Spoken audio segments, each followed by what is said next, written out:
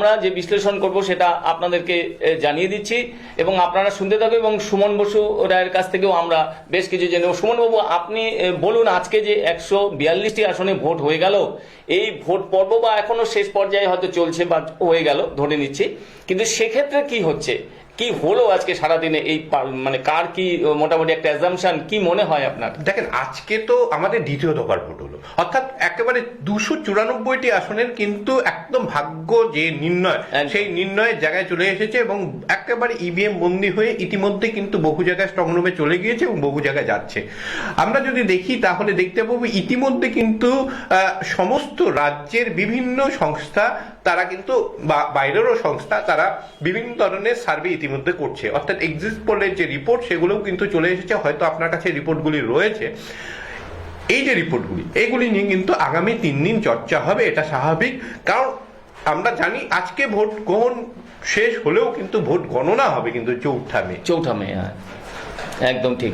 তো সেই জন্য আমরা যদি মোটামুটি ভাবে ভাবি যে এই যে আজকে যে ভোট পড়লো এবং বিভিন্ন যে মানে যারা নাকি এক্সিট পোল করেন, যে সমস্ত নাম করা সংস্থা মোটামুটি ভাবে আছে, তারা যেটা জানিয়েছেন আর কি এই ইয়েতে, তা আমরা মোটামুটি আপনাদেরকে জানিয়ে দিচ্ছি যে পি মার্ক বলে যারা যে সংস্থা আছে, তারা তাদের জানিয়েছেন তৃণমূল 118 থেকে 138টি পাবে, বিজেপি 150 থেকে 175টি পাবে এবং অন্যান্য 2 থেকে 6টি। আবার মাটরাইস তারা বলেছে যে তৃণমূল 125 থেকে 140টি আসন পেতে পারে, আর বিজেপি 140 থেকে 161টি আসন পেতে পারে এবং অন্যান্য 6 থেকে 10টি। চাণক্য স্ট্র্যাটেজিস এরা বলছে 130 থেকে 140টি আসন তৃণমূল পেতে পারে, 150 থেকে 160টি আসন বিজেপি পেতে পারে এবং অন্যান্য 6 থেকে 10টি। পোল ডায়েরি বলছে 99 থেকে 127টি আসন তৃণমূল পেতে পারে, 142 থেকে 171টি আসন বিজেপি পেতে পারে, 5 থেকে 9টি আসন অন্যান্যরা পেতে পারে। প্রাজা পোল বলছে 85 থেকে 110টি আসন তৃণমূল পেতে পারে, 178 থেকে 208টি আসন বিজেপি পেতে পারে এবং 5টি আসন অন্যান্যরা পেতে পারে। এরকম একটা মোটামুটি তারা দিয়েছে তাদের এক্সিট পোল থেকে, আর সেটা তো 4 মে সম্পূর্ণ হবে বলে আমরা জানি। তা এই ব্যাপারে আপনার কি মত? দেখেন, আজকে আপনি যে কটি সংস্থার কিন্তু এক্সিট পোলের রিপোর্ট প্রকাশ করলেন বা যেগুলি প্রকাশিত হয়েছে সেগুলিকে তুলে ধরলেন, সেই সমস্ত এক্সিট পোলের রিপোর্ট থেকে কিন্তু বোঝা যাচ্ছে যে বিজেপি এবারে কিন্তু ক্ষমতায় আসতে চলেছে এবং তৃণমূল সরকার কিন্তু পতন ঘটতে চলেছে। যদিও আমি কিন্তু এর দ্বিমত পোষণ করব, অর্থাৎ আমি একেবারে আপনি যদি দেখেন প্রায় 3 মাস আগে থেকে কিন্তু বলছিলাম যদি 1 কোটি নামও বাদ যায় তাহলেও কিন্তু তৃণমূল সরকার গঠিত হবে, বিজেপি কিন্তু পারবে না। এবং আজকে আপনারা যখন এই যে দেখতে পাচ্ছেন যে এবার কিন্তু নির্বাচনে ব্যাপক হারে কিন্তু ভোটদান হয়েছে এবং সবসময় বলা হয় যদি রেকর্ড সংখ্যক ভোট পড়ে তাহলে সেটা সরকার বিরোধী ভোট যায়। এবং এই যে একটা পরিস্থিতি, অর্থাৎ আপনি দেখতে পাচ্ছেন যে এক্সিট পোলে যে রিপোর্ট এসেছে এবং যে হারে ভোট হয়েছে, অর্থাৎ আমরা প্রথম দফাতে দেখতে পেয়েছি প্রায় 94% মতন ভোট এবং আজকেও কিন্তু ফলাফল সেদিকেই যাচ্ছে। কারণ সর্বশেষ রিপোর্ট আসেনি, 5টা পর্যন্ত যে রিপোর্ট রয়েছে সেখানেও কিন্তু দেখা যাচ্ছে 90% ভোট হয়েছে, আরও কিন্তু 2-3% বাড়বে আর কি, স্বাভাবিক ব্যাপার। কেন আপনার পোস্টাল ব্যালট রয়েছে, এছাড়াও কিন্তু অনেক জায়গাতে 1 ঘন্টা সময় যেমন রয়েছে, অনেক জায়গাতে লাইন থাকে, ফলে সেই 1 ঘন্টা আর 1 ঘন্টা থাকে না, 2 ঘন্টা 3 ঘন্টা ধরে কিন্তু ভোট গ্রহণ হয়। সুতরাং যতক্ষণ 6টার মধ্যে মানুষ দাঁড়াবেন, ভোটাররা দাঁড়াবেন, তাদের তো ভোট নেওয়া হবে, সুতরাং সংখ্যাটা বাড়বে। এই যে একটা বিপুল সংখ্যায় ভোট দান করেছে, তারপরে কিন্তু সাধারণ মানুষ বা যারা গণনা করেন তারা কিন্তু বলবেন যে এই ভোট কিন্তু স্বাভাবিকভাবে সরকার বিরোধী ভোট, অর্থাৎ বিজেপি বা অন্য যারা বিরোধী দল রয়েছে তাদের ভোট বাক্সে পড়তে চলেছে। সুতরাং এবারে সরকার কিন্তু তৃণমূলের পতন ঘটছে, এমনটা কিন্তু সমস্ত সার্ভে কিন্তু দেখাতে শুরু করেছে। কিন্তু আজকে আমি 29শে এপ্রিল সেদিনও কিন্তু বলছি যে তৃণমূল কংগ্রেস কিন্তু কার্যত এগিয়ে রয়েছে। তৃণমূল কংগ্রেসের জয়ের ব্যবধান বা গত যে নির্বাচনে তারা যে আসন পেয়েছিল সেই ব্যবধানও কিন্তু ছাপিয়ে যেতে পারে। এর পিছনে কারণ কি রয়েছে, এটা নিশ্চয়ই আপনার প্রশ্ন রয়েছে। এর পিছনে একাধিক কিন্তু কারণ রয়েছে। প্রথম যেটা আমরা যদি তাহলে ব্যাখ্যা করি তাহলে দেখতে পাবো এবারের যে নির্বাচন, সেই নির্বাচনের বিজেপি এই যে এক্সিট পোলগুলি দেখাচ্ছে এত ভালো ফলাফল, তার কারণ প্রথমে দেখতে হবে। তার কারণ হচ্ছে ব্যাপক সংখ্যায় ভোটদান হয়েছে এবং যাদের কাছে এক্সিট পোল মানে কি, একটা সার্ভে রিপোর্ট নিয়ে তাদের কাছে বিভিন্ন তথ্যের জানতে যাওয়া হয় এবং সেই তথ্যের ফলাফলকে বিশ্লেষণ করে একটা শতাংশ এবং ভোটের যে একটা, আমরা যদি দেখি শতকরা ভাগকে আবার হিসাব করে ভোটের সিটের যে একটা হিসাব, সেটা কিন্তু প্রকাশ করা হয়। এবং সেই স্বাভাবিকভাবে মানুষের কাছে যখন তারা যাচ্ছেন, তারা কিন্তু সরকারের বিভিন্ন অভাব অভিযোগ সেগুলি নিয়ে কিন্তু তারা কিন্তু উত্তর দিচ্ছেন। ফলে মনে করা হচ্ছে যে তার ফলাফলের ভিত্তিতে যে বিজেপিকে তারা এগিয়ে রাখছেন। আরও কিন্তু অনেক ফ্যাক্টর রয়েছে যে সংস্থা এই বিষয়ে তারা তাদের যে সার্ভে রিপোর্ট প্রকাশ হচ্ছে তারা বিস্তারিত বলতে হবে। কিন্তু বিজেপি এবার কিন্তু এগিয়েছিল অনেকগুলি কারণে। এক নম্বর যেটা কারণ ছিল বিজেপির পক্ষ থেকে যেটা বলা হচ্ছে সেটা হচ্ছে এসআইআর। কেন শুভেন্দু অধিকারী প্রথম দিন থেকে বলছিলেন যে 1 কোটি নাম বাদ যাবে এবং 1 কোটি নাম বাদ গেলে কিন্তু দেখা যাবে যে সেই যে নামগুলি বাদ গেল এগুলি তৃণমূলের ভোটার বা তৃণমূল এদের হয়ে ভোট দেয়, এমন একটা কিন্তু দাবি ছিল। ফলে বিজেপি এই জায়গাতে কিন্তু এগিয়ে রয়েছে, অন্তত বিজেপির যে স্ট্যান্ড সেখান থেকে এগিয়ে রয়েছে। বিজেপিতে এবার কিন্তু দেখা যায় সেই ধরনের কোনো সেলিব্রিটি যারা বাইরে সিনেমা জগতের হোক, খেলাধুলার জগতে হোক, তাদের কিন্তু নামানো হয়, বরঞ্চ প্রার্থী করা হয়েছে বেশিরভাগ ক্ষেত্রে দেখা গেছে বিজেপির যারা কর্মী নেতা তাদেরকে কিন্তু প্রার্থী করা হয়েছে। এটা বিজেপির জন্য কিন্তু একটা অ্যাডভান্টেজ। 2 নম্বর হচ্ছে বহুদিন ধরে কিন্তু অমিত শাহ বাংলায় বসেছিলেন এবং ভোটের অনেক আগে থেকে প্রধানমন্ত্রী নরেন্দ্র মোদী তিনি কিন্তু ক্যাম্পেইন শুরু করে দিয়েছিলেন। অবশ্যই তার প্রথম ক্যাম্পেইন কিন্তু আমরা যদি দেখি ভোটের ঘোষণার অনেক আগে, সেটা কিন্তু প্রাকৃতিক দুর্যোগের জন্য করা সম্ভব হয়নি। কিন্তু যদি আমরা দেখি মতুয়াগড়ে সেই সভা করতে না পারলেও পরবর্তী সময় কিন্তু তিনি একাধিক কিন্তু সভা করেছেন বাংলায়, এবং তিনি শুধু সভা করেননি, তিনি কিন্তু একেবারে মমতা স্টাইলে সভা করেছেন। এবং আমার সবচেয়ে ভালো লেগেছে যেটা, প্রধানমন্ত্রী এবার কিন্তু আমাদের রাজ্যের যিনি মুখ্যমন্ত্রী তার বিরুদ্ধে কোনো বাজে শব্দ কিন্তু ইউজ করেননি, যেটা কিন্তু গতবার ও দিদি এই ধরনের যে শব্দগুলি ছিল সেগুলি নিয়ে কিন্তু অনেক প্রশ্ন চিহ্ন ওঠে। অর্থাৎ মোদীকে কাউন্টার অ্যাটাক করা খুব একটা জায়গা কিন্তু তৃণমূল কংগ্রেস কর্মীরা কিন্তু পাননি। অমিত শাহ যতটা প্রচার করেছেন তার থেকে বেশি কিন্তু তিনি এবার ভোটের ফোকাস করেছেন যাতে বিজেপির বিজয় হয়। অন্তত আপাত দৃষ্টিতে আমরা যেটা দেখতে পাচ্ছি যে অমিত শাহ কিন্তু বিজেপিকে জেতানোর জন্য চেষ্টা করছেন, এমনটা কিন্তু দেখা গেছে, অন্তত টিভি ক্যামেরাতে কিন্তু অন্তত দেখা গেছে। যখনই কেউ প্রশ্ন করেছে যে আপনাদের সঙ্গে কিন্তু একটা অভিযোগ রয়েছে গটাপের বিজেপির সঙ্গে, তখন কিন্তু তিনি কিন্তু সেটাকে নস্যাৎ করে দিয়েছেন। আপনার মনে আছে দুইজন সাংবাদিক সে প্রশ্ন করেছিলেন, সেই প্রশ্ন তিনি কিন্তু একেবারে তিনি নস্যাৎ করে দিয়েছিলেন। মানব্য প্রশ্ন করেছিলেন এবং প্রশ্ন করেছিলেন ময়ূর রঞ্জন ঘোষ, দুজনেই কিন্তু বিখ্যাত সাংবাদিক। এবং তার মানব তো ক্যান্ডিডেট এবারে, এই যে কথাটা বললেন আপনি, এইবার কিন্তু মানব ঘোষ ক্যান্ডিডেট, এই জায়গাটাই আবার কিন্তু বিজেপির একটা কিন্তু ব্যাক ফুটে চলে যাওয়ার জায়গা। আমি যেটা বলছিলাম বিজেপির যে অ্যাডভান্টেজগুলো এবার যেহেতু আপনি ধরিয়ে দিলেন, দেখেন সন্তু পান তিনি কিন্তু একটি সংবাদ মাধ্যম, যেই সংবাদ মাধ্যম চোখে চোখ রেখে কিন্তু মুখ্যমন্ত্রী বা প্রধান, আমরা যদি দেখি অভিষেক বন্দ্যোপাধ্যায়কে প্রশ্ন করতেন, তার আমরা যদি দেখি তাহলে দেখতে পাচ্ছি যে তার একেবারে মানে প্রশ্নের যে ধরন ছিল সেটা কিন্তু মানুষ কিন্তু গ্রহণ করত। সেই রকম একজন সাংবাদিককে বিজেপি যখন ক্যান্ডিডেট বানিয়ে নিচ্ছে, স্বাভাবিকভাবে কিন্তু একটা বড় মুখ, যে প্রশ্নের মুখ, সেটা কিন্তু বন্ধ হয়ে গেল। মানব গুহ প্রশ্ন করতেন, কিন্তু তিনি যখনই কিন্তু বিজেপির ক্যান্ডিডেট হয়ে গেল তখন কিন্তু প্রশ্ন হয়ে গেল। তাহলে প্রশ্নগুলি সাধারণ মানুষের মধ্যে প্রশ্ন হলো, এই সাংবাদিকরা তাহলে হয়তো বিজেপির ক্যান্ডিডেট হওয়ার জন্য বা অন্য কোনো সুবিধা নেওয়ার জন্য তৃণমূলকে তারা প্রশ্ন করে চলেছেন। এই ধরনের কিন্তু একটা কিন্তু অভিযোগ উঠে আসবে। আর তৃণমূল কিন্তু এই জায়গাটাই খেলেছে, তারা কিন্তু এই প্রচারটা কিন্তু ইতিমধ্যে করেছে। সুতরাং আমরা যদি দেখি তাহলে দেখতে পাবো যে এই একটা বিষয় কিন্তু তৃণমূলের পক্ষে যাচ্ছে এবং বিজেপির কিন্তু বিপক্ষে যাচ্ছে। আরও যদি দেখি আমরা তাহলে দেখতে পাবো বিজেপির থেকে তৃণমূল এগিয়ে থাকার প্রথম দিন থেকে কিন্তু তৃণমূল কংগ্রেস কিন্তু বলে গিয়েছে যে এসআইআর এর মাধ্যমে মানুষ কিন্তু হয়রানি হবে, সাধারণ ভোটারকে হয়রানি করা হবে।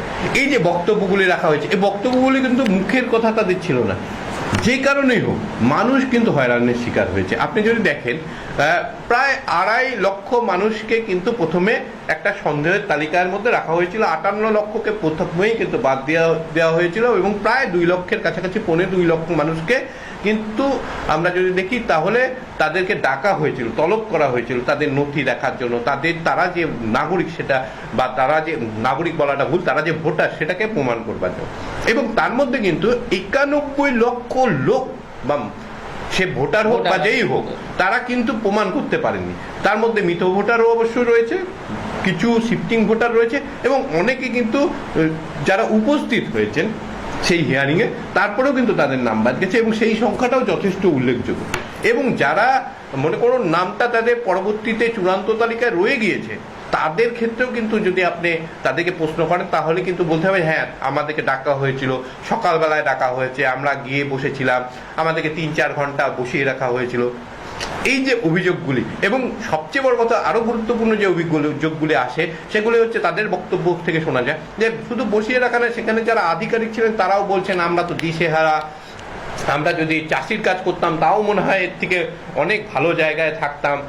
এই যে একটা মনস্তাত্ত্বিক বিষয়, যারা কিন্তু সেখানে হিয়ারিং প্রক্রিয়া নিচ্ছেন তারা যদি এই ধরনের বক্তব্য রাখেন, স্বাভাবিকভাবে কিন্তু যিনি সেখানে গিয়েছেন একদম খেটে খাওয়া মানুষ, তার সেদিনের হয়তো দেখা গেল তার কাজ সেদিনটা হলো না, সারাদিন কিন্তু তিনি হিয়ারিং এর জন্য আটকে রাখলেন, হয়তো তার নাম উঠলো, তার মধ্যে কিন্তু একটা ক্ষোভ রয়েছে। এই ক্ষোভের বহিঃপ্রকাশে তারা যদি ভোট দান করে, পরিযায়ী শ্রমিক, এবার যদি দেখেন শুভেন্দু অধিকারী বলেছিলেন 1 কোটি নাম কিন্তু বাদ যাবে, আমরা যদি দেখি প্রায় 1 কোটি 91 লক্ষ নাম বাদ গেছে। শুভেন্দুর কথা প্রথমে কিন্তু মিলল। দ্বিতীয় যে কথা তিনি বলেছিলেন এবার পরিযায়ী শ্রমিকদের আনা হবে এবং তারা কিন্তু নিজেরা অনেকে চলে আসবেন, তারা কিন্তু এসে ভোট দান করবেন এবং সরকার ফেলে দেবেন। সত্যি সত্যি দেখা গেছে ট্রেনে করে, বাসে করে, কাতারে কাতারে পরিযায়ী শ্রমিক, তাদেরকে যেন ভোট দিতেই হবে, এবার ভোট না দিলে যেন তারা ভারতের নাগরিক থাকবেন না, এই একটা মনোভাব নিয়ে কিন্তু তারা ছুটে ছুটে এসেছেন। এবং তারা এসে তারা যে বিজেপির পক্ষে ভোট দিয়েছেন এর কি গ্যারান্টি রয়েছে? এরকমও তো হতে পারে তারা এসআইআর এর যে প্রক্রিয়া সেখান থেকে তারা একটা ভয়ের তাদের একটা বাতাবরণ হয়েছে, তাদের মনে হয়েছে তাদের আত্মীয় স্বজন কি না চলে আয় ভোটটা দিয়ে যা, তাদের কাজকর্ম ফেলে তাদের খরচ করে কিন্তু হয়তো বাংলাতে আসতে হয়েছে ভোট দেওয়ার জন্য, এবং তাদের মনে আছে যদি আমরা ভোটটা না দিই তাহলে তাদের আমাদের নামটা বাদ দিয়ে দেওয়া হবে। এই যে ভোটটা, এই ভোটটা যদি বিজেপিতে না গিয়ে থাকে, এটা যদি তৃণমূল কংগ্রেসে গিয়ে থাকে, তাহলে কিন্তু আপনি যে এক্সিট পোল দেখা যাচ্ছে সেই এক্সিট পোলের কিন্তু ফলাফল মিলবে না।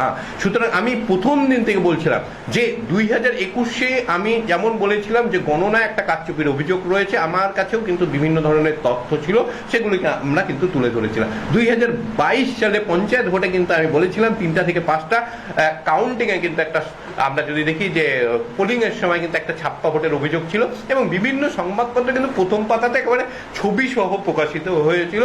এবং আপনারা জানেন যে 2023 সালে ডবল ব্যালটের অভিযোগও কিন্তু তুলেছিলাম বা উঠেছিল, এবং সেই ডবল ব্যালটের যে অভিযোগ সেটাও কিন্তু প্রমাণিত হয়েছিল অনেক ক্ষেত্রে, কারণ বহু জায়গায় কিন্তু ডবল ব্যালট পাওয়া যাচ্ছিল। 2026 সালে এই যে বিধানসভা ভোট, এখানে কিন্তু আমি নতুন একটা শব্দবন্ধ কিন্তু তুলে ধরেছিলাম, বলেছিলাম এটাই কিন্তু ভোট পরবর্তী সময় 4 মের পর কিন্তু মানুষ বলবে সেটা হচ্ছে এসআইআর বুমেরাং।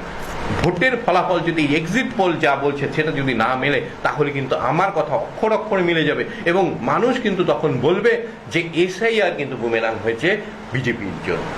কিন্তু একটা তো ব্যাপার আপনি তো বললেন, সে আপনি আপনার চিন্তা থেকে বললেন, এটা খুব ভালো, কিন্তু ইন্ডাস্ট্রি লেস এই পশ্চিমবঙ্গে 15টি বছর চলে গেল, এখানেও তো মানুষ অনেক ক্ষোভ প্রকাশ করছে, এখানেও তো মানুষ অনেক ইসে করছে, চিন্তা ভাবনা করছে যে এ কি হলো, ইন্ডাস্ট্রিয়ালেস মানে কর্মসংস্থান নেই। এই জায়গাটাকে আপনি কিভাবে দেখবেন? এখানেও তো অনেক মানুষ বলছে, সেখানেও তারা বিজেপির প্রতি হয়তো একটা মনোভাব তারা পোষণ করছে। যেটা বলতে যাচ্ছেন হয়তো যে যেহেতু রাজ্যে কর্মসংস্থানের অভাব রয়েছে, হাজার হাজার কাতারে কাতারে মানুষ পরিযায়ী শ্রমিক হয়ে অন্য রাজ্যে চলে যাচ্ছেন, সেখানকার কলকারখানায় কাজ করছেন, এবং আপনি যেটা বলতে যাচ্ছেন যদি সেই তার প্রতিফলন যদি না ঘটে তাহলে তো বাংলাতে যে আশা নিয়ে তারা এসেছিলেন, ভোট দান করেছিলেন, সেটা কিন্তু তাদের থাকবে না। আগামী দিনেও কিন্তু বাংলায় কর্মসংস্থানের সুযোগ থাকবে না। দেখেন কর্মসংস্থানের সুযোগ থাকবে কি থাকবে না সেটা কিন্তু ভবিষ্যৎ বলবে। তবে আমি কিন্তু প্রথম দিন থেকে যেটা বলছিলাম আজকেও কিন্তু আমার জায়গাতে একেবারে স্থির রয়েছে, যেখানে বিপুল ভয় একেবারে ভোটে জয় দেখাচ্ছে বিভিন্ন এক্সিট পোলগুলি, যে বিজেপি একেবারে জয় জয়গার, কিন্তু আমি বলছি 4 মে কিন্তু ফলাফল একেবারে পাল্টে যেতে পারে। তৃণমূলের পক্ষে কিন্তু ফলাফল আসতে পারে। এর একাধিক কারণ রয়েছে। তৃণমূল যদি বাংলায় ক্ষমতায় আসতে পারে তাহলে অমিত শাহের জন্য কিন্তু সেটা সাপে বর হবে। এবং অনেকেই মনে করেন যে অমিত শাহের সঙ্গে কিন্তু তৃণমূল কংগ্রেসের একেবারে যারা শীর্ষ নেতা রয়েছে তাদের সাথে কিন্তু একটা খুব ভালো সম্পর্ক রয়েছে, একটা বোঝাপড়া কিন্তু রয়েছে। সেই বোঝাপড়া রয়েছে কি নেই সেটা তো ভবিষ্যৎ বলবে। কিন্তু আমি অমিত শাহের যে লাভগুলি রয়েছে, বাংলায় যদি বিজেপি ক্ষমতায় না আসে, তৃণমূল ক্ষমতায় আসে, সেই লাভগুলি যেতে যেতে কিন্তু আপনাদেরকে একটু স্মরণ করিয়ে দিই। এটা আমি বারবার বলেছি, আবারও বলছি। 1 নম্বর, সারা ভারতবর্ষে কিন্তু আপনি যদি দেখেন বিগত কয়েক বছর ধরে কিন্তু ইভিএম নিয়ে প্রশ্ন উঠতো, এবং ইভিএম নিয়ে প্রশ্ন উঠবার পরও কিন্তু দেখা গিয়েছে যে 2021 সালে যখন বাংলায় তৃণমূল সরকার প্রতিষ্ঠিত হয়েছে, মানুষের মুখ কিন্তু বন্ধ হয়ে গেছে।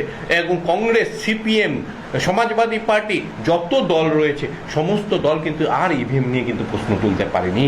2026 সালে যদি তৃণমূল কংগ্রেস আবারও ক্ষমতায় আসে তাহলে কিন্তু প্রথম যেটা লাভ হবে, আবার কিন্তু আপনি যদি দেখেন রাহুল গান্ধী কিন্তু ইভিএম নিয়ে প্রশ্ন তুলতে শুরু করেছে। একটা সময় তো এরকম হয়ে গিয়েছিল, মানুষ বা বিরোধী দলগুলি বলছিল যে আবার ব্যালটে ফিরতে হবে।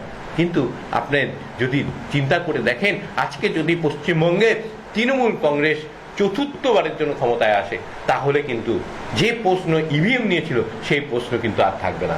অর্থাৎ ইভিএম তখন বলা হবে যে না, ইভিএম তো এই ইভিএমই তো পশ্চিমবঙ্গ দয় করেছে, এত প্রচার, এত টাকা খরচ, এত এক্সিট পোল সমস্ত কিন্তু ব্যর্থ হয়ে গেছে। অর্থাৎ ইভিএম সঠিক, এই যে একটা বিষয়, এই বিষয়টা রয়েছে। আরও কিছু বিষয় রয়েছে।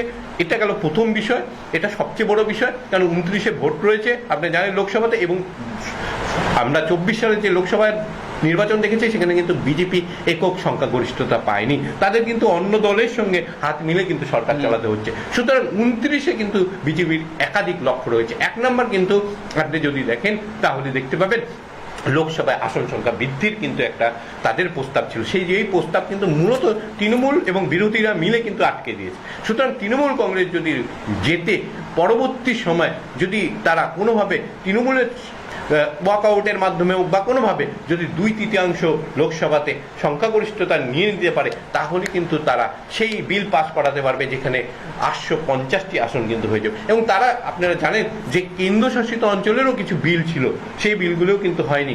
সুতরাং সেই বিলগুলিও কিন্তু থাকছে। তাছাড়া আপনি যদি অন্য হিসাবে দেখেন তাহলে দেখতে পাবেন নরেন্দ্র মোদী এবং অমিত শাহ কিন্তু তৃণমূল কংগ্রেস এই যে সরকার যদি পশ্চিমবাংলায় থাকে সেটাকে তারা যতটা বিপজ্জনক বলে ভাববে তার থেকে অনেক বেশি বিপজ্জনক কিন্তু তাদের কাছে যদি কংগ্রেসের শ্রীবৃদ্ধি হয় সারা জাতীয় রাজনীতির ক্ষেত্রে। কেন, তাদের তো জাতীয় রাজনীতিতে তৃণমূল কংগ্রেসের সঙ্গে লড়াই নয়, লড়াইটা আছে বরঞ্চ কংগ্রেসের সঙ্গে। তৃণমূল কংগ্রেস যদি 2026 সালে যেতে এবং 1 বছরের মাথায় যদি মুখ্যমন্ত্রী মমতা বন্দ্যোপাধ্যায় তিনি পদত্যাগ করেন, অথবা মমতা বন্দ্যোপাধ্যায় যদি ভবানীপুরে হেরে যান, সেখানে যদি তিনি হেরে যান, তিনি তো আর দ্বিতীয়বার হারলে নিশ্চয়ই তিনি মুখ্যমন্ত্রী হবেন না, তিনি কিন্তু জাতীয় রাজনীতিতে প্রবেশ করে যাবেন। এবং জাতীয় রাজনীতিতে তিনি প্রবেশ করে সেখানে কিন্তু নরেন্দ্র মোদীর একটা শক্ত বিকল্প বা তিনি তার বিরোধী শক্তি হিসেবে কিন্তু আত্মপ্রকাশ করবেন। এবং মমতা বন্দ্যোপাধ্যায়ের বা তৃণমূল কংগ্রেসের যত শক্তিভাবে বৃদ্ধি হবে জাতীয় রাজনীতিতে, কংগ্রেস কিন্তু ততটাই কিন্তু ব্যাকফুটে চলে যাবে। অর্থাৎ জাতীয় রাজনীতিতে কিন্তু ভোট ভাগাভাগির একটা অঙ্ক কিন্তু রয়েছে।